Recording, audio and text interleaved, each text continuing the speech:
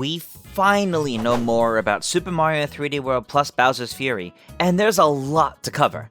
Between 2 trailers and several official websites, it's taken quite some time to go through it all. So, you know what that means. It's time to power up the old analysis machine to see what secrets and hidden details we can find. Make sure to buckle up and hold on to your overalls, because this is going to be a big one. We'll be starting with Super Mario 3D World, before seeing what Bowser's Fury is all about. 7 years after the original release back on the Wii U, Mario and friends are back in the Sprixie Kingdom in Super Mario 3D World. Majority of the focus on this game from the overview trailer really drives home just how much faster the game is now. With new movement options and changes to the mechanics, it should be even more exciting and fast-paced than before. We already did a comparison with the reveal trailer, so we won't be focusing too much on smaller changes like this, as there isn't much more we can say until after we actually give it a try. So, let's move into the new features of 3D World, starting off with the one I was practically campaigning for, Snapshot mode. This game was already beautiful back on the Wii U, and I'm very happy we're getting a Snapshot mode this time around to better appreciate it all. This photo mode, which is reminiscent of the one found in Super Mario Odyssey, utilizes the stamps that are found across the various levels. The camera can be moved around a bit, allowing for a more dynamic look at the levels found in 3D World, and filters can be applied as well. Each of the filters seen in this overview trailer and on the official websites are found in Super Mario Odyssey, so it's likely that most, if not all, of those filters can be found here as well.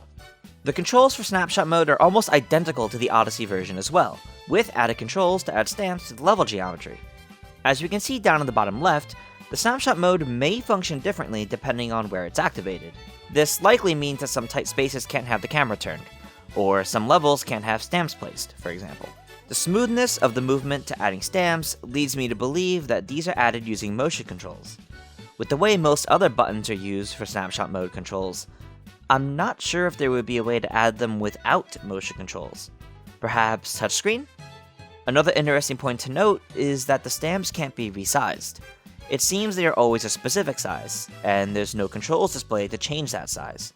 Maybe it depends on the zoom distance? It's hard to say, but I think it's pretty likely that either the stamps can only be a set size, or every stamp will come with a small, medium, and large variant when placing them. We've been talking a bit about these collectible stamps, but let's go deeper.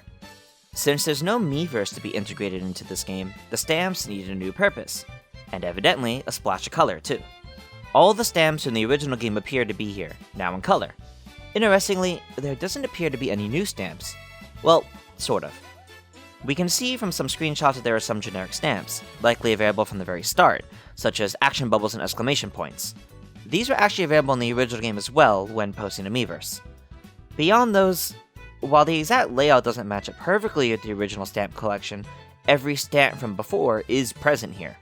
While there's definitely room to add more if they choose to, and perhaps any new stamps are just hidden away from the screen, I wouldn't say it's looking good for any new stamps tied to, say, brand new characters. As you can see on screen, I've matched up all of the original stamps to the new collection of silhouettes, including the 100% completion reward stamps from the original game, of the 5 playable characters plus Captain Toad. Boomerang Mario seems to have been redrawn a bit, but beyond that, these all match up perfectly. If Super Mario 3D World was getting a brand new character, we'd probably see a stamp from them here. So perhaps Bowser Jr. as the co-op partner in Bowser's Fury is all we'll get? Well, more on that later. As a final note on the Snapshot mode, while it will likely work in local multiplayer co-op, it very likely won't be available for local wireless or even online multiplayer. Speaking of the multiplayer, let's talk about the new ways to play Super Mario 3D World. Through the Connect and Play menu, you can jump into online play or local wireless. As expected, local wireless lets players connect with up to 4 players wirelessly, with up to 2 people on the same console. I'm curious what the benefit to this will be, compared to everyone playing on the same console like in the original Wii U version. Perhaps not everyone needs to be on screen at the same time this way? Online play is what the overview trailer dives further into. Like local wireless, up to 4 people can play, with up to 2 on a single console. Players can join or create a room, much like other online Nintendo games. Only the host save file will be used, meaning progress will only be saved for that player. If you buy this game on release day and intend to play with friends online, you better be ready to see only their file progress. It's definitely the easiest way to go about this, as syncing save files is probably more trouble than it's worth for something like this. This is more than likely the case for local wireless as well, since that would also involve creating a lobby and joining one. There's a few additional points of interest here. First off is this down in the lower right. Press X to learn about voice chat. As expected, it seems the Nintendo Switch Online mobile app can be used for voice chat with this game. What's more interesting is down here on the left, Mario's character select icon. Could we perhaps select characters from our individual save files before playing our friends? I'm hopeful, but probably not, honestly. While it would be great to avoid everyone claiming or swapping characters before joining every level, letting players choose beforehand may only get more complicated. What if everyone joins a room as Toad or Luigi? Surely the game wouldn't allow that. There's one more detail about Super Mario 3D World that I'd like to talk about before moving on to Bowser's Fury, and that's Captain Toad's Adventures. The official website teased the fact that Captain Toad levels would be playable in multiplayer for the first time. Originally, these were single-player and required the Wii U gamepad. Thanks to the official Super Mario UK Twitter account, we have a look at how these Captain Toad levels will function in multiplayer. Player 1 takes control of the iconic leader of the Toad Brigade, and has control of the camera as we can see on the right. The rest of the players are other members of the Toad Brigade, specifically Hint Toad, Bank Toad, and Yellow Toad. They retain their appearance from Captain Toad Treasure Tracker, but unfortunately, Male Toad and Toadette are both missing out on this adventure. This is also the first time that members of the Toad Brigade, other than Captain Toad and Toadette, are playable, so it's exciting to see this cast of brave Toads getting more attention. Given the way Captain Toad's adventures play, all of these Toads most likely play identically. Beyond the characters, this level we see is identical to its original appearance in Super Mario 3D World on the Wii U, so it seems that these levels will be largely unchanged, despite adding multiplayer. Let's back up for a moment though. Remember when we were talking about stamps, and how I mentioned that every playable character has one of their main icon? Mario, Luigi, Peach, Toad, Rosalina, and Captain Toad for these levels? Well, we can see that the other Toad Brigade members now also have special 2D art, yet no stamps. Perhaps they, like Bowser Jr. and Bowser's Fury Co-op, are a sign that not all playable characters need stamps. Maybe there's still hope for an additional main playable character after all. As we move into Bowser's Fury, there's one question I know many have been wondering about. Is Bowser's Fury a side mode to 3D World, or does one need to beat 3D World first? Well, we have an answer.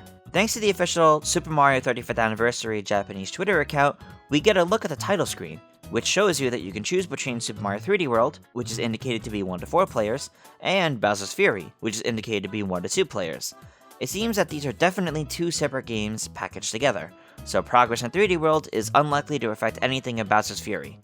Well, outside of the stamp collection carrying over.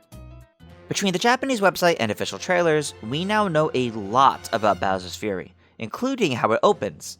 Mario discovers a familiar graffiti M on the ground, before it opens into a portal. After falling through the portal, Mario lands in a massive Bowser footprint. Not long after, Bowser Jr. finds Mario, and explains the situation regarding the massive Fury Bowser using illustrations. The duo then agree to work together, and the adventure seemingly begins.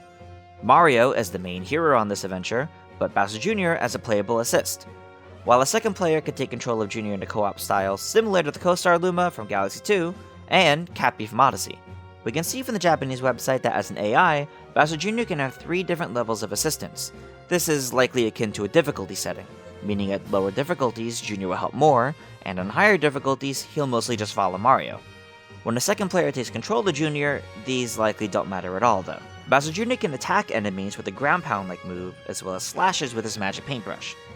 Speaking of the paintbrush, there's a few neat details about it.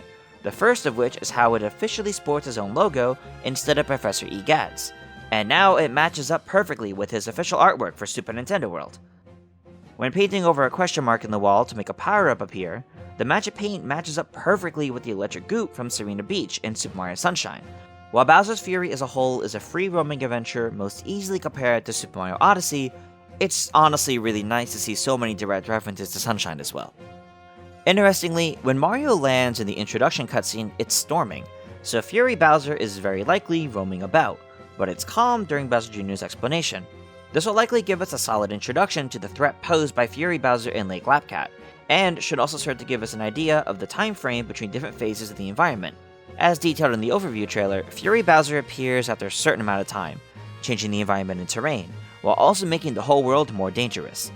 After some time passes, Bowser calms down and disappears, returning Lake Lapcat to a calm, mellow world. While the world is calm, Mario and Bowser Jr. must work together to free Giga Bells by collecting cat shines and cat coins. When Fury Bowser is unleashed, however, there are all sorts of new hazards and changes to the environment, and the Giga Bells unlock, allowing Mario to obtain it and transform into Giga Cat Mario. We've yet to properly see any gameplay of this massive kaiju battle, but thankfully, the UK website actually has some screenshots. Mario seems to be able to do moves such as dives, ground pounds, and even picking up objects to throw at Fury Bowser. It really is like watching Godzilla brawl against his foes. It's hard to say exactly how these sections will play, but I can't wait to find out. Hopefully our battles with Fury Bowser don't destroy too much of the Cat Kingdom. Speaking of the Cat Kingdom, let's take a minute to talk about just how much Nintendo has leaned into the cat inspiration here. We thought Super Mario 3D World had a ton before, and we thought we found a lot in our initial analysis, but this goes even further. We've got cat trees, cat bushes, cat paw flowers in clusters of 3, cat windows, cat signs, and even cat birds. That's not even mentioning tons of cat enemies. Cat Goombas, which strangely are more like normal Goombas rather than the Cat Goomba enemies from 3D World, Cat Boomerang Bros, Cat Stingbee, Cat Spike, Cat Bitty Buds, Cat Cheep Cheep, Cat Piranha Plants, Cat Pom Pom, Cat Conktors, Cat Block Steppers, Cat Koopa Troopas, and Cat Bullies. Whew, that is a lot of cat objects and creatures in this land of Lake Lapcat. And yet we still aren't done. There's some unique NPCs to be found as well. 4 of these appear pretty familiar. They're reminiscent of the cat forms of Luigi, Peach, Toad, and Rosalina. They don't match up perfectly, but it's certainly interesting. We can see them during the calm daytime, and they seem to take kindly to Cat Mario. If we look closely, there's a faint pink glow with white streaks around the cats, a sort of positive aura fitting to their happy faces. These lookalikes aren't the only cat NPCs though, as there are a couple more near the Giga Bell. One is definitely larger, standing in the distance as Mario runs by. This one has more of a calico pattern, which we can get a better look at from the render on the official website. The other cat in this area is much smaller, more like the previous view, and hangs out near this baseball. Interestingly though, it also has the calico pattern. What makes these calico cats so interesting is the question they pose. If the other cat NPCs have designs reminiscent of the playable cast, does this one as well? It doesn't look like Bowser Jr. can use power-ups, so who could get a calico look when using the Super Bell? Nobody currently in Super Mario 3D World looks like this when powered up, so perhaps there really could be a new secret character after all? I don't think this is enough to say concretely, but it's certainly enough to make me raise an eyebrow and consider it. Many fans currently speculate that this calico cat design could belong to Daisy, but alas, we don't have any way to confirm this yet. Here's hoping fan speculation is right this time around. When Fury Bowser appears and Lake Lapcat falls under storm, all of these cute, friendly cat NPCs turn to a dark color, radiating sinister purple energy. They're definitely enemies during this phase of gameplay, but I wonder if they can even be defeated, or if they should be. They're just the residents of this kingdom, corrupted by dark power. Need they face Mario's boot like Goombas and other minions of Bowser? We never directly see Mario fight them either. Perhaps they're actually invincible enemies, able to be stunned but not defeated, like the Remlets of Skyloft in The Legend of Zelda Skyward Sword. There's another individual to be found around the Cat Kingdom, and no, it isn't someone looking to adopt all these cats. It's another friend from Super Mario 3D World, Plessy. Like before, Mario can hop on Plessy's back and ride through the water, but now in a much more open world. As revealed in the overview trailer, Plessy can also slide on land, taking out bushes, trees, and enemies. Presumably, Mario can get off Plessy at any time as well with the push of a button, instead of at set times or locations. Like before, Plessy has the ability to jump in the air, but can now dive underwater as well. This might be good for avoiding obstacles, but I wonder if it could be used to get into any hidden caves or areas under the water. It also looks like Plessy is how Mario moves from island to island, so hopefully this swimming friend isn't underutilized. Well, we've covered a lot for both Super Mario 3D World and Bowser's Fury at this point. I'm sure you're thinking we must be about done at this point, right? Surely there isn't much more to cover. Well, there's Amiibo, but we'll come back to that at the end. Now, I'd like to go through the Bowser's Fury trailers scene by scene. We'll be skipping over scenes that don't really have much to them, or that we detailed earlier in this video. This is a Game Explain analysis after all. Besides, there's actually some interesting points to find in the breakdown. The trailer opens with a similar look to the end of the initial reveal trailer, a distant look at the sealed Giga Bell. This lighthouse back here is lit up now, and interestingly, compared to the reveal trailer, its design seems to be simplified, now lacking the yellow stripes, as well as turned in a different direction, now facing the path before it. Spotlights, most likely from the activated lighthouses, shine on the sealed Giga Bell, causing it to shake, glow, and eventually become freed. Unlike the Super Bell, the Giga Bell has cat ears and whiskers, and is more of a golden orange in its design as opposed to a bright yellow. The next scene gives us a fantastic view of Lake Lapcat, with plenty worth pointing out. We can see the sealed Giga Bell in the distance, radiating a dark aura. The starting island seems to be more autumn in colors, with many trees and patches of grass a mix of green and yellow. Mario stands, in cat form, on one of the cat lighthouses, with Bowser Jr. floating nearby. There's a clear pipe just below, so this is likely how Mario climbs up to the top. There's 5 other lighthouses in view, but they're all sealed. 3 of them seem to be part of this first island, while 2 others are further in the background, part of the snowy terrain island we'll see more of later. One of them appears to be on a floating tower. We can see a cat shine just ahead, shining brightly, as well as a couple other cat-shaped collectibles we'll see more of later. For now, since we don't have a name for these, and as I've been calling them throughout this whole video already, we'll be referring to these as cat coins. There were a few docks as well, which tie into Plessy's gameplay. To close out this scene, of course, we can't just ignore the giant menacing Fury Bowser resting in the black goop back here. The next clip shows Mario climbing up these rotating walls. In the background, we can see the lighthouse that Mario started on, which is on a floating island.